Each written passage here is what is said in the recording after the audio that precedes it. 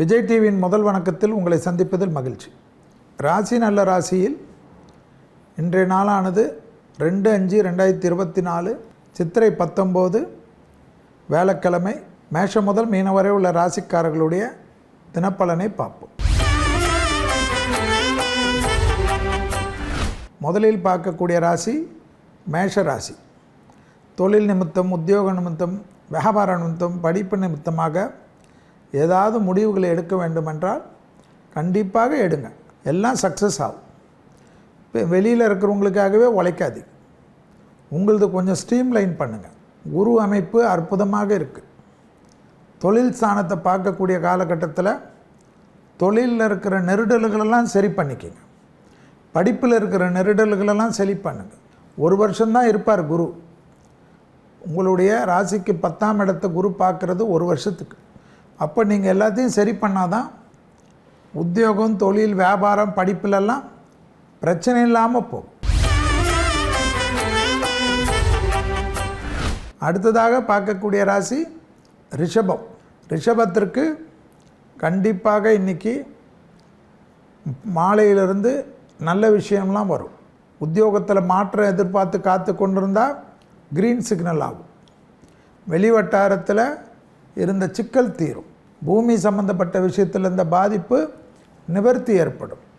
வாங்குவது, விற்பது போன்ற பிரச்சனைகள் படிப்படியாக நல்ல முன்னேற்றம் ஏற்படும்.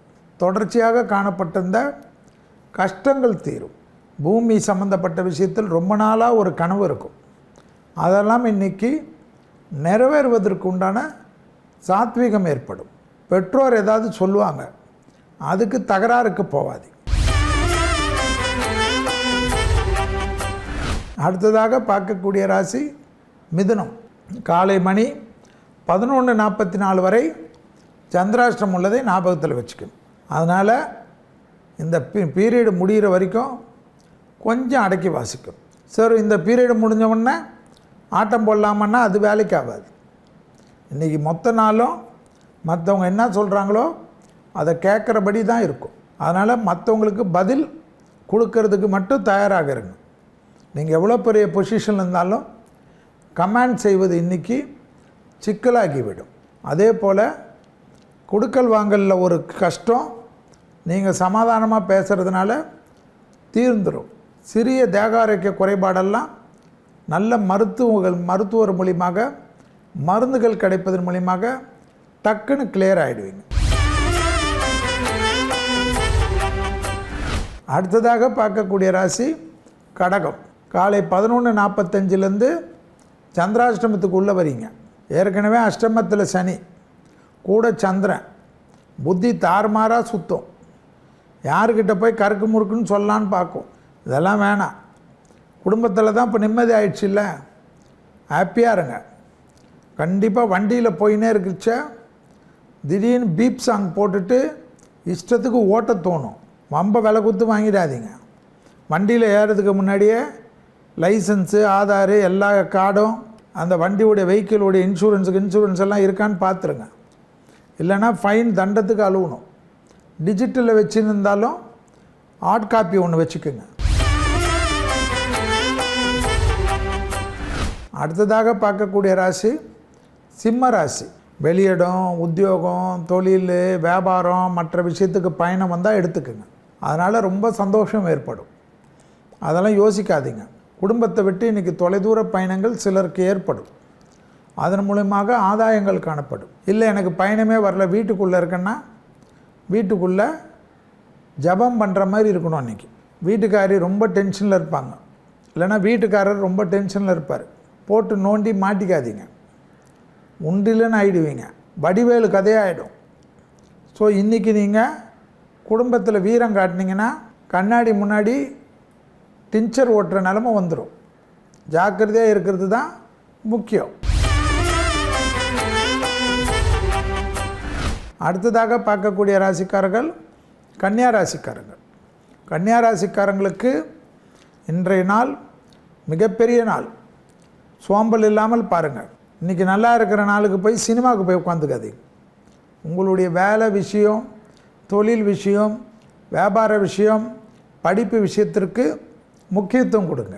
படிப்படியாக நல்ல முன்னேற்றம் ஏற்படும். தொழில் சார்ந்த நல்ல அனுகூலம் காணப்படும். பூமி சம்பந்தப்பட்ட விஷயத்தில் இந்த பாதிப்புகள்லாம் நிவர்த்தி ஏற்படும். தொட்டது தொடங்கக்கூடிய காலகட்டம். பெரிய மனிதர்களை சந்திக்கக்கூடிய அமைப்பு ஏற்படும். முதலாளிகளோ அல்லது பாஸோ உங்களிடத்தில் பொறுப்புகளை கொடுத்து அந்த பொறுப்புகளை நீங்கள் கச்சிதமாக முடிப்பதை பார்க்கக்கூடிய அமைப்பு. அடுத்ததாக பார்க்கக்கூடிய ராசிக்காரர்கள் துலா ராசிக்காரர்கள்.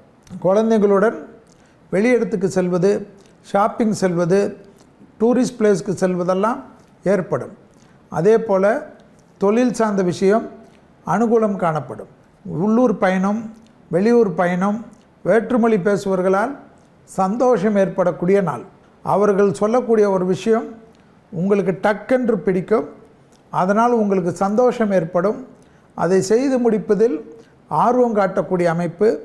உத்தியோகமோ தொழிலோ வியாபாரமோ படிப்பு சம்பந்தப்பட்ட ஒரு மாற்றத்தை எதிர்பார்க்கக்கூடிய துலா ராசிக்காரர்களுக்கு அனுகூலம் காணப்படும்.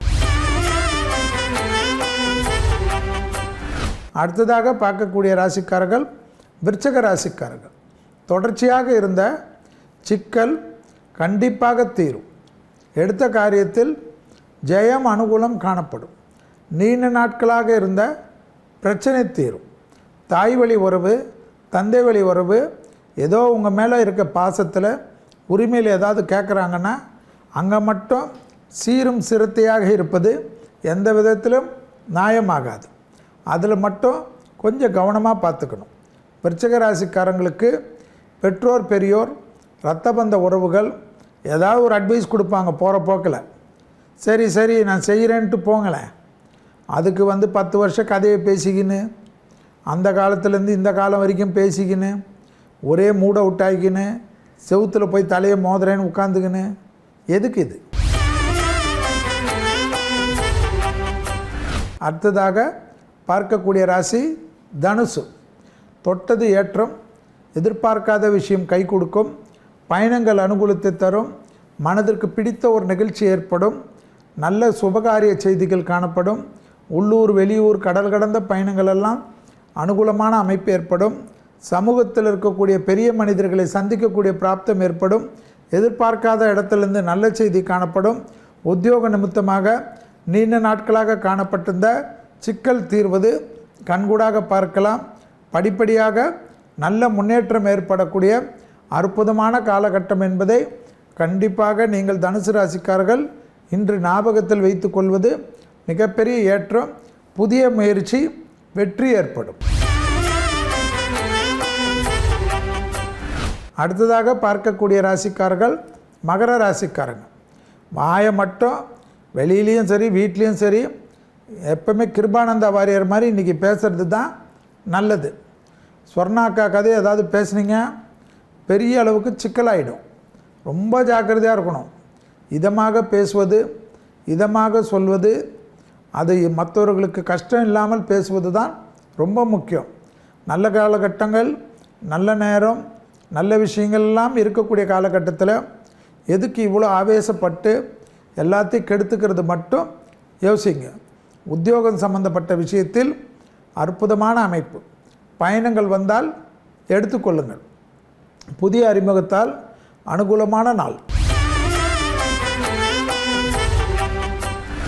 அடுத்ததாக பார்க்கக்கூடிய ராசிக்காரர்கள் கும்பராசிக்காரர்கள். தேகாரோக்கியத்தில் ஒரு மந்த நிலைமை காணப்படும். கண்டிப்பாக விடியற் காலையிலே குளித்து விட்டு இன்றைய நாளை ஆரம்பிப்பது நன்மை ஏற்படுத்தி தரும். எல்லாரிடத்திலும் ஒரு விதமான ஒரு பய அமைப்போ அல்லது ஒரு மன அழுத்தமோ காணப்படும். இஷ்டப்பட்ட தெய்வ மந்திரத்தை கேட்பதன் மூலியமாக அல்லது இஷ்டப்பட்ட பிரார்த்தனை செய்வதன் மூலியமாக அதிலிருந்து வெளியில் வருவது நன்மை தரும். இது இப்படி ஆகுமோ, அது இப்படி ஆகுமோ, எனக்கு இந்த மாதிரி பிரச்சனை வருமோன்னு யோசனையிலிருந்து கொஞ்சம் வெளியில் வந்து விடுவது நன்மையை ஏற்படுத்தும் என்பதை ஞாபகத்தில் வைத்து கொள்ளுங்கள். கும்பராசிக்காரர்கள் வண்டி வாகனத்தில் வித்தை கூடாது. அடுத்ததாக பார்க்கக்கூடிய ராசிக்காரர்கள் மீன ராசிக்காரங்க. மீன ராசிக்காரங்க பிள்ளைகளுடைய நீண்ட நாள் கனவை நிறைவேற்றியே தீரணும்னு பிள்ளைகள் லாக் பண்ணிவிடுவாங்க. ஒரு பிள்ளையாக இருந்தாலும் சரி, 4 பிள்ளையாக இருந்தாலும் சரி, அவங்களுக்கு ரொம்ப நாள் அல்வா கொடுத்துருந்த விஷயம் இன்றைக்கி நடக்காது. அதுக்கு தயாராகி கொள்ளணும்.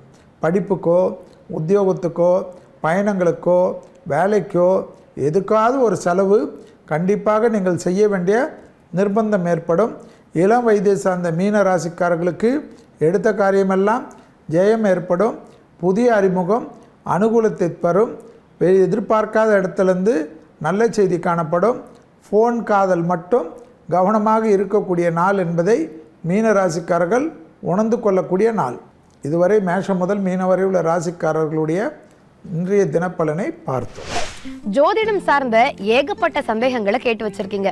எதை கேட்கறது எதை விடுறதுன்னே தெரியாத அளவுக்கு. வாங்க இன்னைக்கு எந்த சந்தேகத்துக்கு நம்ம ஜோதிடர் என்ன பதில் கொடுக்க போறாருன்னு பார்த்துடலாம்.